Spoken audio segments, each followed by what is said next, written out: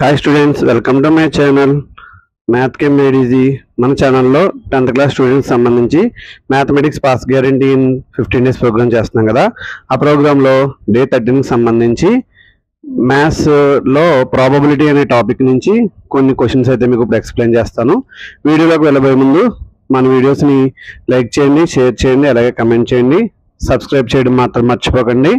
అయితే ఇంకా ఆలస్యం చేయకుండా మనం వీడియోలోకి అయితే వెళ్ళిపోదాం. సో ఇక్కడ ఫస్ట్ ప్రాబ్లం చూద్దాం. A game of chance consists of spinning an arrow which comes to rest point of the numbers 1 2 3 4 5 6 7 8 and these are equally likely outcomes. What is the probability that it will point at 8 odd number greater than 2 number less than 9 అని ఇచ్చారు. దానికోసం నేను spinners వేస్తున్నాను. 8 parts చేసేదని అక్కడ ఏరో mark వేసుకున్నాం. అయితే ఇక్కడ ఈ 8 ఈక్వల్లీ లైక్లీ అవుట్కమ్స్ కాబట్టి సో వాటిలో మనం నెంబర్స్ ఇప్పుడు వేయాలన్నమాట. వేద్దాం. 1 2 3 4 5 6 7 8 ఇలా 8 ఈక్వల్లీ లైక్లీ అవుట్కమ్స్ అనమాట. సో అయితే ఇప్పుడు మనం ఎస్ ఈజ్ ఈక్వల్ టు మన అవుట్కమ్స్ అయితే రాసేస్తున్నాను. 1 2 3 4 5 6 7 8 okay. Total number of outcomes N of S is equal to 8 అనమాట. ఫస్ట్ క్వశ్చన్ ఇందులో అడిగిన ఫస్ట్ క్వశ్చన్ ఏంటంటే కనుక 8 రావాలన్నారు కాబట్టి is an event to get 8 వచ్చి ఈవెంట్ ని అనుకుంటే ఈ ఈజ్ ఈక్వల్ టు 8 అనే నెంబర్ ఒకటే కావాలి కాబట్టి మనకి ఈ is equal to 8, N of E is equal 1 అయింది. P of E is equal to N of E by N of S అంటే ఎన్ ఆఫ్ ఈ అంటే అంత ఇక్కడ 1 కాబట్టి 1 బై ఎన్ ఆఫ్ ఎస్ అంటే 8. ఎక్కడికో ఈ ప్రాబ్లం అయింది. సెకండ్ ప్రాబ్లం ఆడ్ నెంబర్ రావాలి. Is an event to get odd number వచ్చి ఈవెంట్ ని ఈ అని అనుకున్నాం అనమాట. సో అయితే ఇప్పుడు is equal to odd numbers ఏంటో రాసేస్తాను. 1 3 5 7 ఈ 4 నెంబర్స్ ఆడ్ నెంబర్స్. దీంట్లో N of E is equal to total odd numbers 4 అనమాట. P of E is equal to N of E by N of S అంటే 4 by 8. 4 table 4లో 1 time, 8లో 2 time, 1 by 2. Third question number greater than 2 అన్నారు కాబట్టి so is an event to get number greater than 2 కన్నా పెద్ద number ఏదైతే ఉందో ఆ నెంబర్ వచ్చేటువంటి ఈవెంట్ ని ఈ అనుకుంటాను. నెంబర్ గ్రేటర్ దాన్ 2 కన్నా పెద్ద నెంబర్స్ ఎవరున్నారో వాళ్ళు ఈ అని తీసుకుంటాను. అక్కడ గ్రేటర్ దాన్ 2 అన్నారు కాబట్టి యాక్చువల్గా 3 4 5 6 7 8 ఓవరాల్ గా N of E is equal 6 అవుతుంది. P of E is equal to N of E by N of S అంటే 6 బై 8. 2 టేబుల్ 3 టైమ్స్ 6లో 8లో 4 టైమ్స్ 3 బై 4 అయింది. Next question number less than 9 అన్నారు. So is an event to get number less than 9 కన్నా చిన్న number ఏదైతే ఉందో numbers తీసుకోవాలి. అంటే is equal to 1 2 3 4 5 6 7 8. Total number of outcomes N of E is equal to 8. P of E is equal to N of E by N of S అంటే 8 by 8 అంటే answer 1. It is the sure event అని మనం చెప్పొచ్చు. Probability 1 అయితే దాన్ని sure event అని అంటాం అనమాట. నెక్స్ట్ ప్రాబ్లం చూద్దాం. నెక్స్ట్ ప్రాబ్లం బోర్డు మీద రాశాను చూడండి. Game contains tossing 1 rupee coin 3 times. Sahit win if all tosses give same result. Calculate the probability that Sahit lost the game. అంటే ఒక 1 rupee కాయిన్ 3 times వేసినప్పుడు 3 సేమ్ రిజల్ట్స్ ఇస్తే సాహిత్ అనే అబ్బాయి గేమ్ ని నగ్గుతాడు, లేదంటే గేమ్ ని లాస్ అవుతాడు. అయితే సాహిత్ లాస్ అవ్వడానికి ఛాన్స్ ఎంత అన్నాడు. అంటే సాహిత్ అనే అబ్బాయి ఇప్పుడు గేమ్ లో నగ్గాలి అంటే ఖచ్చితంగా 3 heads రావచ్చు, లేదా 3 tails రావచ్చు. ఈ 2 ఛాన్సులు మాత్రమే సాహిత్ అనే అబ్బాయి నగ్గడానికి అయితే అవకాశాలు ఉంటాయి. సో రిమైనింగ్ ఛాన్సెస్ రాస్తే ఒక టైల్ 2 heads పడవచ్చు, హెడ్ టైల్ హెడ్ పడవచ్చు, హెడ్ టైల్ పడవచ్చు. లేదు అంటే హెడ్ టైల్ పడవచ్చు, టైల్ హెడ్ పడవచ్చు, tail head tail, next tail head పడవచ్చు. మొత్తం ఓవరాల్ గా అయితే 8 ఛాన్సెస్ అయితే కనుక ఉన్నాయి. 8 ఛాన్సెస్ని ఇలా బాక్స్ కింద నేను రాసేస్తున్నాను. సో 8 ఛాన్సెస్ రాసుకోవడం వస్తే n of s is equal to 8 అవుతుంది అనమాట. అయితే ఇప్పుడు సాహిత్ నగ్గడానికి ఉండే ఛాన్స్ ఎంతో కనుక్కొని సాహిత్ లాస్ అవ్వడానికి గేమ్ లాస్ అవ్వడానికి ఛాన్స్ కనుక్కుందాం.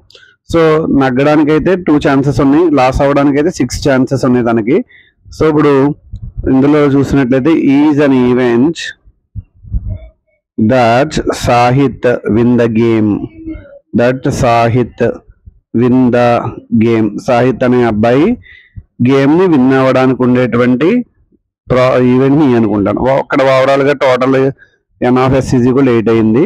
n of e is equal సాహిత్ నగ్గడానికి 2 ఛాన్సులు పనిచేస్తాయి కాబట్టి n of e is equal to 2. p of e is equal n of e by n of s అంటే 2/8 అవుతుంది. అంటే 2 టేబుల్ 2లో 1 టైమ్, 8లో 4 టైమ్స్. ఓకే, 1/4. ఇప్పుడు సాహిత్ లాస్ అవ్వడానికి ఛాన్స్ని ఈవెంట్ని f అనుకుంటాను. f is an event, f is an event that Sahith loss the game. Loss అయ్యేటువంటి ఛాన్స్ ఈవెంట్ని f అనుకుంటాం. ఇప్పుడు n of f is equal to, so loss అయ్యే ఛాన్సులు ఎన్ని ఉన్నాయంటే మొత్తం ఓవరాల్గా 6 ఉన్నాయి. p of f is equal to n of f by n of s అంటే 6/8. 2 టేబుల్ 6లో 3 టైమ్స్, 8లో 4 టైమ్స్, 3/4 అయింది. ఓకేనా. సో ఇదే ప్రాబ్లం ఇంకో రకంగా చేయొచ్చు. లాస్ అవ్వడానికి ఉండే ఛాన్స్ని p of e bar is equal to 1 - p of e అని కూడా రాయొచ్చు. నగ్గడానికి ఛాన్స్ 1/4 వచ్చింది కదండి, అప్పుడు 1 - 1/4 అంటే 4 - 1/4 అంటే 3/4. ఈ 2 మెథడ్లు ఎలా చేసినా ఇబ్బంది అయితే ఏమీ లేదు. నెక్స్ట్ ప్రాబ్లం చూడండి. Find the probability to drop dice inside a circle of diameter 1 metre. 1 metre diameter ఉన్న సర్కిల్లో డైస్ డ్రాప్ అవడానికి ఛాన్స్ అంతా కనుక్కోవాలి. లెంత్ 3 మీటర్స్ ఇచ్చారు, బెర్త్ 2 మీటర్స్ ఇచ్చారు. n ఆఫ్ s అంటే ఓవరాల్ ఏరియా రాసుకోవాలి, l into b, 3 × 2 6 metre square అవుతుంది. సో ఇక్కడ డయామీటర్ ఎంత ఇచ్చారంటే కనుక diameter d is equal to 1 metre అని ఇచ్చారు కాబట్టి రేడియస్ ఎంత అవుతుందంటే 1/2 మీటర్స్ అవుతుంది అనమాట. సో ఇప్పుడు మనకి సర్కిల్లో డ్రాప్ అవ్వాలి కాబట్టి, so is an event to drop that dice drop inside the circle అని రాస్తున్నాను. సో సర్కిల్ లోపల డైస్ డ్రా ఇదని v అనుకుంటాం. n of e is equal to circle area find out చేయాలి. Area of the circle πr² అంటే 3.14 into 1/2 whole square అంటే ఇప్పుడు 3.14/2² అంటే 4 అవుతుంది కదా. అప్పుడు 0.74 28, 34 ఉంటుంది, 8 4 32 అవుతుంది, ఇంకా 2 ఉంటుంది, 20 అంటే 0.785 అయింది. p of e is equal n of e by n of s కాబట్టి 0.785 divided by, so total area 6 కాబట్టి 6తో డివైడ్ చేస్తాం. 0.1, 3 6 18 కదా, 3 సంథింగ్ అక్కడ 0.13 అని రాసాం సరిపోతుంది. 0.1308 అయింది. నెక్స్ట్ ప్రాబ్లం చూద్దాం. So a lot of 144 bulbs which are 20 are defective. Kavya buy a bulb if it is good. The shopkeeper Avinash draw a bulb and gives it to her. What is the probability that she will buy it, she will not buy it? మొత్తం బల్బులు ఎన్ని ఉన్నాయంటే కనుక 144లో 20 defective. Kavya ఖచ్చితంగా మంచి bulb ఇస్తేనే కొంటది, so defective bulb ఇస్తే కొందు. ఆ బల్బు ఏదైనా అవినాష్ అనే అబ్బాయి బల్బు తీసిస్తే కావ్య అనే అమ్మాయి కొనడానికి ఛాన్స్ ఎంత, ప్రాబిలిటీ ఎంత, కొనకపోవడానికి ప్రాబిలిటీ ఎంత, మనం ఇప్పుడు ఫైండ్ అవుట్ చేయాలి. సో ఇప్పుడు దానికోసం మనం ఏం చేద్దామంటే ఓవరాల్గా మనకి ఇక్కడ n of s is equal to టోటల్గా 144 బల్బ్స్ అయితే ఉన్నాయి. So number of defective bulbs ఎన్నో రాద్దాం. Number of defective bulbs is equal to 20. So number of good bulbs ఏంటంటే కనుక 144లోంచి అయితే కనుక 20 మైనస్ చేస్తే 124 అవుతుంది. ఓకే, సో ఇప్పుడు first problem is an event that she will buy the bulb. అమ్మాయి బల్బు కొనేటువంటి ఈవెంట్ని అనుకుంటే n of e is equal good ones మాత్రమే కొంటది కాబట్టి only number of possible outcomes 124 అవుతుంది. p of e is equal to n of e by n of s అంటే 124/144 అయితే అవుతుంది అనమాట. So ఇక్కడ 4 టేబుల్ అయితే క్యాన్సిల్ చేద్దాం. 32 టైమ్స్, అలాగే నెక్స్ట్ 3 4 12 36 టైమ్స్ అయింది. ఓకే, సో ప్రాబిలిటీ అలా వచ్చింది. ఇంకా క్యాన్సిల్ చేస్తే 4 టేబుల్ 8 టైమ్స్, 4 టేబుల్ 9 టైమ్స్, 8/9 వచ్చింది. నెక్స్ట్ అమ్మాయి నాట్ బై అన్నాడు కాబట్టి బై కోసం చూద్దాం. ఇప్పుడు ఇక్కడ అలా క్యాన్సిలేషన్ ఇలా చేసాం, చేయకుండా అలా వదిలేసిన ఇబ్బంది అయితే ఏం కాదు, కానీ చేస్తే మంచిది. నెక్స్ట్ ఈజ్ అన్ ఈవెంట్ అని రాసుకోవచ్చు. లేదంటే కనుక ఇక్కడ విల్ నాట్ బై అన్నాడు కాబట్టి బై చేయకుండా ఉండాలంటే డిఫెక్టివ్ బల్బ్స్ తీసుకుని ఇవ్వాలన్నమాట తన. So F is an event that she will not buy the బల్బ్ని బై చేయకుండా ఉండడానికి ఉండేటువంటి ఈవెంట్ని ఎఫ్ అనుకుంటే N of F is equal to bad bulb ఇస్తే తీసుకోదు కాబట్టి డిఫెక్టివ్ బల్బ్స్ 20 రాశాను. P of E is equal N of E by N of S అంటే 20/144. సో 4 టేబుల్ 5 టైమ్స్, కింద మనం 4 టేబుల్ 36 టైమ్స్, 5/36 అయితే వచ్చింది. అయితే ఇక్కడ బై చేయడానికి బై చేయకపోవడానికి ఉన్న ప్రాబిలిటీస్ రెండు కలిపితే 1 రావాలి, కానీ మరి ఇక్కడ 1 రావడానికి ఛాన్స్ అయితే కనిపించట్లేదు. అక్కడ 32/36 వచ్చింది, ఇక్కడ 5/36 వచ్చింది, అంటే 37/36 వస్తుంది. అలా రాకూడదు, అంటే ఎక్కడో మనం మిస్టేక్ చేసాం. ఒకసారి చూడండి, 124/144 కదా. అయితే 124/144లో అక్కడ 4 టేబుల్ 32 టైమ్స్ కాదు 31 టైమ్స్ క్యాన్సిల్ అవుతుంది. ఇప్పుడు ఇద్దరిని యాడ్ చేస్తే 31/36 ప్లస్ 5/36 ఓవరాల్గా 36/36 అవుతుంది. ఇదే ప్రాబ్లమ్ని పి ఆఫ్ ఈ bar is equal to 1 minus P of ఈ అని చేయొచ్చు. 1 minus 31/36 that equal to 36 minus 31/36 that equal to 5/36 అని రాసుకోవచ్చు. ఏదైనా ఒకటే, ఈ రెండు మెథడ్లో ఏదైతే చేసిన ఇబ్బంది లేదు.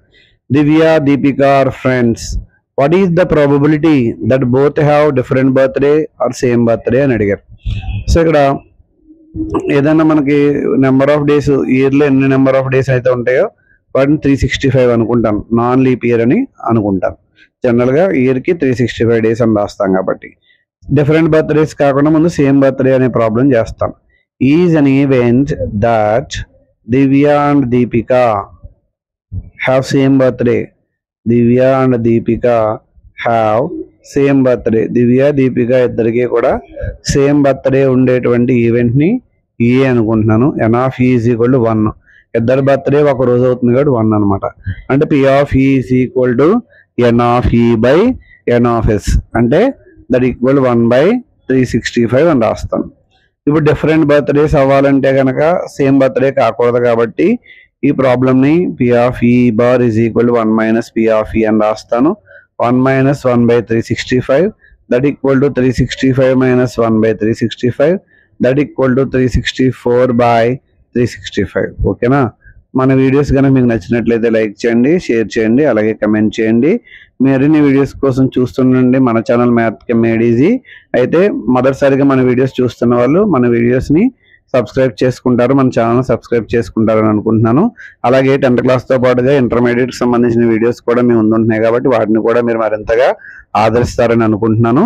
ఈ వీడియోస్ చాలా బాగా ఉపయోగపడతాయి కాబట్టి ఎగ్జామ్స్ బాగా ప్రిపేర్ అయ్యి మంచిగా ఎగ్జామ్స్ రాయండి. All the best.